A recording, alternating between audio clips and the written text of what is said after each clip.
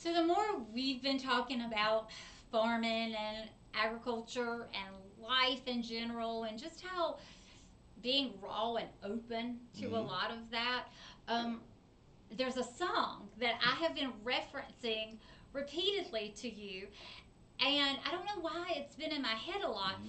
but it's that there's some famous friends, and it's by Chris Young and Kane Brown, Mm-hmm. and it talks about how um, he's got a buddy who holds the record for touchdown throws, but he goes into saying the chorus, I've got some famous friends you've probably never heard of, and you might not know them here in this big city we're in, but when I go back home, I've got some famous friends.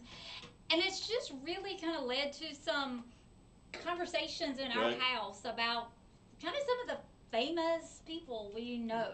Yeah, and I mean, and the conversation's been happening is that there are those people that everybody sees and hears from, right? That everybody sees in the media, or that they're in town and then, oh, such and such came home, and you know but we also talk about we've also talked about that there are some quiet people. Well, Curtis ain't quite quiet, is No, he? Planet not. But there are some quiet people who are legends, but they're legends because of the impact that they've given. But they did it very subtle and very quiet. But then also, and this is the part that I had reflected on, was that they're not satisfied with the status quo. Even though they have made their mark on this world, they are still out there championing and improving and fighting, for the next generation. And so we were talking about, we just brought up Curtis. You know, Curtis is just, oh God, get him on a get just all you got to do is say a couple words and then he goes on a tangent. But he was not only president of his state beef board, but also, like right now, he is fighting about wildfire protection, management, and those things. And then, just a couple weeks ago, where he had a wildfire go through his property last year, and he's reseeding with the drones, and he's fascinated about these drones. Okay, so just to interject here, are you saying Curtis is like a 40, 50-year old man who's like No, embraced drone technology? no, no. He's on up there in age, Okay, so but I mean, but like he was being faced with, getting his rangelands uh, repopulated with forages, and he got introduced to, well, why don't you try it with a drone? And now all of a sudden, like every daggone day is something about a drone, and he's all fascinated by it. And but I mean, but but where we're getting at though is he's just not fighting for his family. He is out there advocating for all the Western families that have been affected by wildfires here in the last several years, and trying, because that's a struggle in its whole self, right? But forage management, and then also if you had a wildfire, how do you get back up and running? But he's been fighting with the legislatures, with the bankers, and he's just he's that person that you just and he, with respect, he's that person that I just heard him spout off a bunch of fun words, and then all of a sudden he just opens his mouth again, and then it's like, wow, like that's very poignant. But we talk about Mike out of Kansas, you know, nutritionist. He's so quiet. He's so quiet. He just sits there and he listens. So when he opens his mouth, you're like, oh crap! Like I got to pay attention. But he, working with nutrition and animal health, um, and but he just embraces of how do we improve the system, but then also advocating for that next generation. And then anything that he does today isn't to benefit him; it's to benefit the kids and the grandkids that are going to be taking over. And then also includes in his community all young people, and he's fascinating about young people. But I mean, he's just him, and then we talk about Garth. You know, Garth was my mentor. Right? That Garth was my mentor. Right. I will say that over and over and over again. And I met Garth over 30 years ago and was just fascinated by who he was and his stance. But even to this day, you know, he's now into global and environmental pieces, and I pick up the phone at any time. And you know, Well, and again, he was one of the first people, the first cattle people that mm-hmm. you and I kind of knew together. Um, but even this past summer, Garth mentored our son, Right, and took the time to talk to our son about right. what he's seeing and things like that. He has a very balanced leadership in terms of he balances academia, industry, and government, but from a global perspective, you know. And so, But most people probably have never heard of him. no, Okay. no, and you know, and that's where, and we could just name over and over and over and over again. You know, we got Mark in Montana. Oh my gosh, like he's sitting there one day and then all of a sudden he starts talking about an experience of his, and I'm like, wait, what? Do what?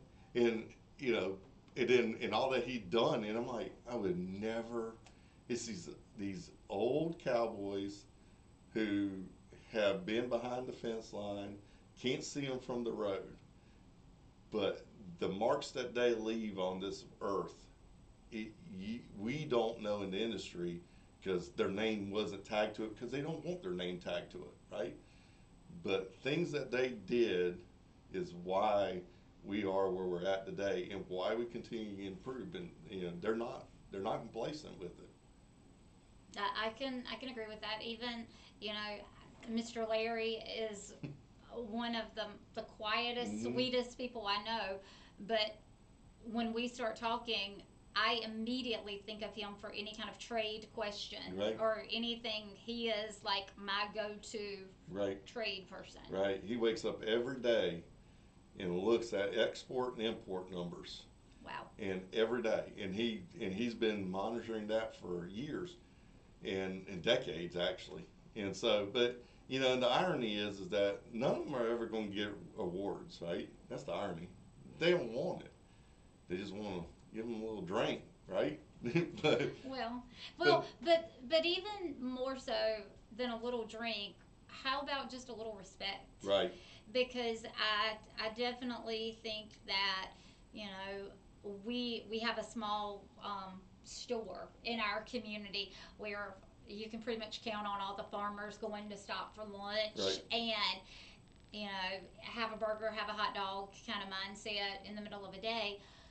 But how many times do we see these people and not understand the amount of knowledge and wisdom Right. and, for lack of a better term, grit Mm-hmm. that these people have? It wasn't for accolades. Absolutely. It was. This is what we need to do. Absolutely, absolutely, and being able to kind of pull, you know, the past and learn from that, but still embrace the future. We have Patrick has a friend who is also a cattleman in Florida who has going back to school now, Mm-hmm. and AI is kind of, you know, such a new and foreign concept. Mm-hmm. And you know, again, even in our generation, which again, Mm-hmm. we are that sandwich generation, if you will. I mean, we remember when we got our first email account, when we got our Mm-hmm. first cell phone, when we got, you know, all of those things. And now we sometimes struggle with where technology is and how fast it has, Mm-hmm. how fast it's grown. And now to know that, you know, the Curtises and, you know, the Larrys and, you know, the Mikes and all of those people of the world are just showing up every day at their local, you know, Mm-hmm. diners and sitting down and, you know, doing all of those things. But they're also networking and making and being a voice for. I had an old man tell me one time, and this is his belief, is that you are building in your 20s, 30s, 40s, and 50s, and it's your job to hold what you built and then allow the next 20-year-old to come in and take that spot, and then build from there. And so, and that's what I think about when I think about these gentlemen that we're talking about, is that these guys have built, they held, and then they encourage, right? They encourage. Well, it's because we're stupid. No, no, but they have said, okay, we have taken it to this spot. Now come and let's move it forward some, to the, next, and then be ready to, not step aside and not leave it. They're still people you can consult with, right? And so, and that's what we do a lot of times is we talk and ask questions, and they're Right. willing to answer. Like we need to, like screwworm. Right. We weren't here in the '60s and '70s when we were fighting it. We're fixing to be fighting it again. We need to be gathering all these old cowboys up and saying, okay, what did you do? And some of these gentlemen are the ones that are willing to share and to guide. Right. And along these same lines, because, as much as I genuinely do enjoy the cowboy stories Right. and all of that, and I love hearing from them, I always take away from the fact that all of these men have extremely strong women Right. who are actively involved in their lives and in their Right. decision making, and who challenge them and call them out and Right. banter very similar to us. But if the old cowboy is not getting the accolade, I can assure you the wife Right. at home who is, Right.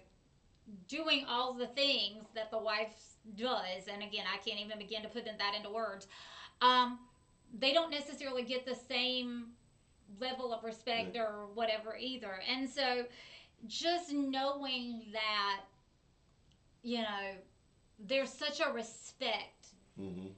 that's happening in these families, and I keep going back to the word, but it's the only word that truly Mm-hmm. speaks to me when we're talking about these people, and it's just the grit, the Right. get up, and yes, you fell off and not brush it off, and we've definitely had a lot of those Mm-hmm. moments in our lives, and some of these same people have been the Mm-hmm. ones who have said to us, okay, so now what you're going to do next, because you can't Mm-hmm. lay there and I'll leave it with you don't have to be well known to be worth knowing. I love that. I love that. You don't have to be well known to be worth knowing. And we are blessed with a Right. lot of people who are worth knowing Right. in our lives.